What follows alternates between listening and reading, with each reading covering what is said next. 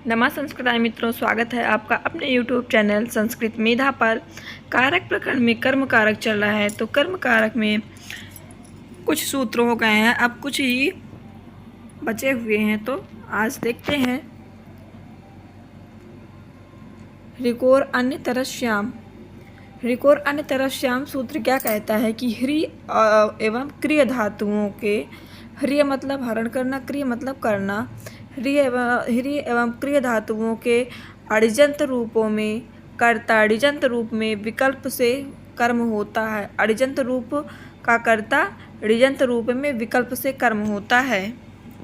इसमें ये बताया गया है कि ह्री क्रिय धातुओं के अडिजंत रूप का कर्ता अडिजंत रूप में विकल्प से कर्म होता है। जैसे हरति कटम भृत्यः का अडिजंत अवस्था में होगा हारयति कटम भृत्यम भृत्येन व हो जाएगा। अडिजंत रूप का कर्ता अडिजंत रूप में विकल्प से कर्म होगा। जैसे हरति कटम भृत्या का अडिजंत अवस्था में होगा हारयति कटम भृत्यम भृत्येन व, ये हो जाएगा।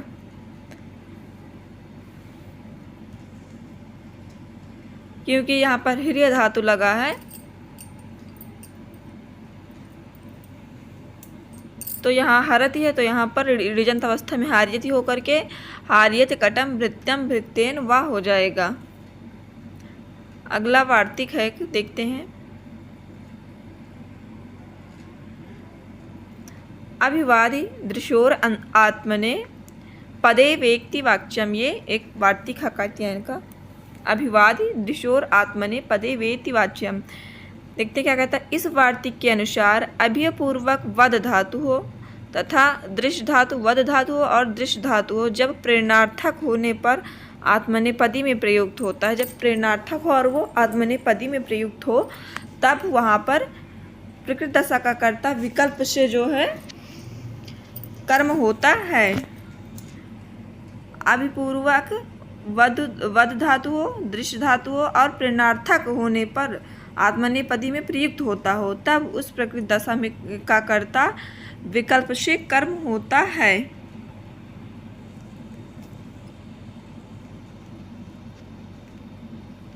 विकल्प से कर्म होता है।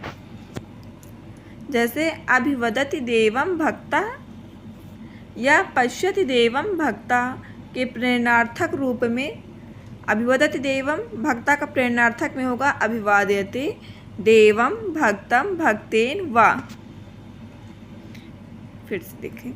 अभिवदति देवम भक्ता का प्रेरणार्थक रूप में होगा अभिवादयते देवम भक्तम भक्तेन वा, और पश्यति देवम भक्ता का प्रेरणार्थक में होगा दर्शते देवम भक्तम भक्तेन वा।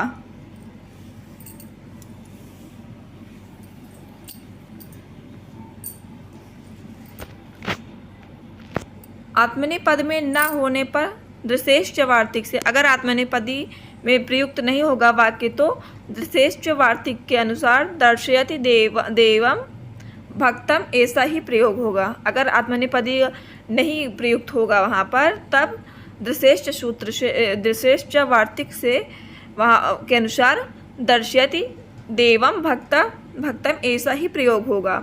अभिवद के आत्मनेपदी न होने पर अभिवादयति देवम भक्तेन ही प्रयोग होगा।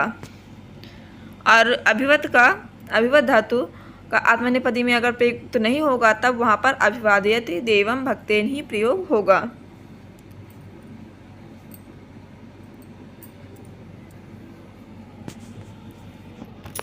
इतना तो समझ में आ गया होगा, आशा करती हूँ आप लोगों से। जैसे अभिवदति देवम भक्ता का प्रेरणार्थक में अभिवादयते देवम भक्तम भक्तेन वा होगा, और पश्यति देवम भक्ता का प्रेरणार्थक अर्थ में दर्शयते देवम भक्तम भक्तेन होगा। अगर आत्मनेपदी नहीं प्रयुक्त होगा वहाँ पर, तब दृशेश्च वार्तिक से जो ये दर्शयते देवम भक्तम भक्तेन वा है, तो वो दर्शयति देवम भक्तम होगा। और जो यहाँ पर अभिवाद्यते देवम भक्तम भक्तेन है, तो अभिवद आत्मनेपदी में नहीं होगा, तब अभिवाद्यते देवम भक्तेन ही प्रयोग होगा। अगला वार्तिक है जलपति प्रभृति नाम उपसंख्यानम। ये वार्तिक क्या कहता है कि जल्प हो और भाष इत्यादि के भी प्रकृति दशा के कर्ता प्रेरणार्थक में कर्म हो जाते हैं। जल्प और भाष धातु प्रकृति दशा के कर्ता प्रेरणार्थक में कर्म हो जाते हैं। जैसे उदाहरण के माध्यम से हम लोग समझते हैं, जैसे पुत्रो धर्मम जलपति भाषते वा। पुत्रो धर्मम जलपति भाषते वा का प्रेरणार्थक में होगा पुत्रम धर्मम जल्पयति भाषयति वा। प्रेरणार्थक में होगा पुत्रम धर्मम जल्पयति भाषयति वा होगा, और साधारणतः पुत्रो धर्मम जल्पति भाषते वा होगा, और इसका प्रेरणार्थक दशा में कर्म होकर के पुत्रम धर्मम जल्पयति भाषयति वा होगा। इनके कुछ अपवाद दिए गए हैं, वो भी देख लेते हैं हम लोग। निव्योर्ण एक पहला बिंदु है निव्योर्ण। इस वार्तिक में क्या बताया गया है, नि और वह धातुओं के प्रेरणार्थक रूपों के प्रयोग में प्रकृति दशा का कर्ता कर्म न होकर के कारण ही होता है। इसमें क्या कहा गया है कि नि और वह धातु जब प्रेरणार्थक रूप में हो तो वो कर्ता जो है, कर्ता का कर्म ना होकर के कारण होता है। जो कर्ता है प्रकृति दशा का कर्ता यहाँ पर कर्म ना होकर के कारण में प्रयुक्त होता है। जैसे उदाहरण देखते हैं, जैसे भृत्यो भारम नयति वहति वा।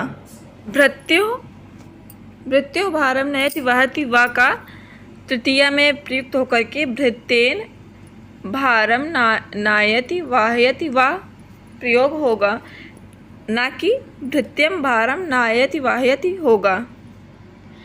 जैसे भृत्यो भारम नयति वहति का यहाँ पर के कर्म नहीं लग के करण लगेगा, तो करण लगने पर भृत्येन होकर के भृत्येन भारम नायति वाहयति वा होगा। अगर कर्म लगता तो भृत्यम होता भृत्यम भारम नायति वाहयति वा होगा। तो यहाँ पर कर्म नहीं लगेगा, यहाँ पर करण होकर के ये वाक्य बनेगा भृत्येन भारम नायति वाहयति वा होगा। किंतु यदि प्रेरणार्थक वह का कर्ता नियंतता अर्थात हाँकने वाला हो, नियंत्र कर्ति कस्य वह निषेधा वार्तिक से हाँकने, यदि प्रेरणार्थक वह का कर्ता हाँकने वाला हो तो नियंत्र कर्ति कस्य वह निषेधा वार्तिक से प्रकृत दशा का कर्ता कर्म ही होगा। अगर हाँकने अर्थ में प्रयुक्त होगा और नियंत्र कृत्य कस्य वह निषेधा वार्तिक लगेगा तो वहाँ पर कर्ता जो है कर्म में होगा, करण में नहीं होगा। जैसे वाह रथम वहंती, वाह रथम वहंती, वाह अर्थात अश्व या घोड़ा, घोड़े को ही वाह बोलते हैं। वाह रथम वहंती का यहाँ पर वाहन रथम वाहयति होगा। वाह रथम वहंती का कर्म में प्रयुक्त होकर के वाहन रथम वाहयति होगा। अब अगला देखते हैं, आदि खाद्योर्ण। यह वार्तिक क्या कहता है कि अद हो और खाद धातु हो, अद और खाद धातु के कर्ता उनके प्रेरणार्थक रूप में कर्म ना होकर के करण ही होंगे। अद और खाद धातुओं के कर्ता प्रेरणार्थक रूप में कर्म ना होकर के कारण ही होगा। जैसे उदाहरण देखते हैं, बटुर अन्नम अति खादति, बटुर अन्नम अति खादति का प्रेरणार्थक में प्रयोग होकर के बटुना होगा। बटुना अर्थात यहाँ पर तृतीया होकर के बटुना बनेगा, तो बटुना अन्नम आदयति खादयति वा होगा। बटुर अन्नम अक्ति खादति का प्रेरणार्थक में प्रयोग होकर के बटुना अन्नम आदयति खादयति वा होगा। अब अगला क्या कहता है, अगला पॉइंट देखते हैं क्या है अगले पॉइंट में, भक्षेर हिंसार्थस्य न, भक्षेर हिंसार्थस्य न वार्तिक क्या कहता है कि अहिंसार्थक भक्ष धातु, अहिंसार्थक भक्ष धातु हो और प्रकृत दक्षा का कर्ता प्रेरणार्थक में कर्म ना होकर के कारण ही होगा। यहाँ पर यही बताया गया है इन तीनों पॉइंट में कि कर्म ना होकर के कारण होगा। इसमें भी निह्योर्ण में भी और आदि खाद्योर्ण में भी भक्षेर अहिंसार्थस्य व भक्षेर अहिंसार्थस्य न, इन तीनों में यही बताया गया है। आगे भी देखते हैं क्या बताया गया है। अहिंसार्थक भक्ष धातु का प्रकृत दशा का कर्ता प्रेरणार्थक में कर्म न होकर के कारण ही होगा। उदाहरण देखते हैं। भक्षयति अन्नम बटुः का प्रेरणार्थक में प्रयुक्त होकर के भक्षयति अन्नम बटुना होगा। जो बटु है यहाँ पर बटुना तृतीया विभक्ति लगा के बटुना हो गया। भक्षयति अन्नम बटुना, भक्षयति अन्नम बटु का भक्षयति अन्नम बटुना होगा। परंतु हिंसार्थक में भक्ष्यति शस्यम बलि वर्धः होने पर प्रेरणार्थक रूप में भक्ष्यति शस्यम बलि वरदान ही होगा। यहाँ पर कर्म ही रहेगा, करण नहीं होगा।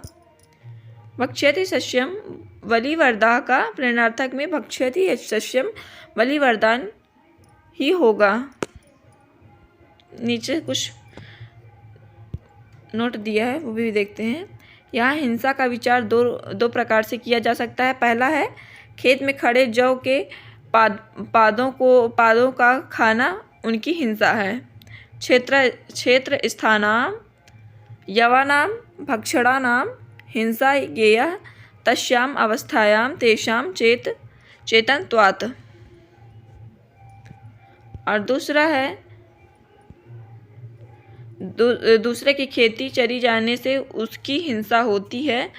परिकीय शस्य भक्षणे परो हिंसितो भवति इति ततः स्वामिनो हिंसा दृष्टव्या, ये बताया गया है। अब अगला है एक वार्तिक देखते हैं। अगला चौथा वार्तिक है दृशेश्च। दृशेश्च वार्तिक क्या कहता है कि वार्तिक के व्याख्यान में भट्टोज दीक्षित ने लिखा है कि सूत्रे ज्ञान सामान्यानामेव ग्रहणं न तु तद विशेषार्थ नाम इत्येन ज्ञापते तेन स्मरति जिघ्रतीत्यदीनां न। अर्थात गतिबुद्धि प्रत्यावसानार्थ सूत्र से ज्ञान सामान्य की वाचक अर्थात बुध आदि धातुओं को ग्रहण होना है।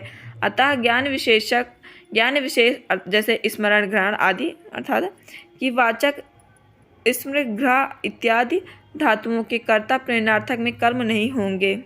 इत्यादि के कर्ता प्रेरणार्थक में कर्म नहीं होंगे। जैसे स्मारयति घ्रापयति व देवदत्तेन होगा। वैसे इम्पोर्टेंट नहीं है इतना ज़्यादा ये। और एक इसमें नहीं दिए हैं ये पॉइंट शब्दायतेन क्या इसमें नहीं दिए हुए हैं। ये सिद्धांत कौमुदी में और लघु सिद्धांत कौमुदी में है परंतु इसमें नहीं है। तो ये क्या कहता है कि शब्दायत क्रिया के कर्ता को प्रेरणार्थक अवस्था में कर्म संज्ञा नहीं होगी, करण ही होगा। यहाँ पर भी यही बताया गया कि कर्म नहीं होकर के करण होगा। और इसका उदाहरण है शब्दायति देवदत्तेन।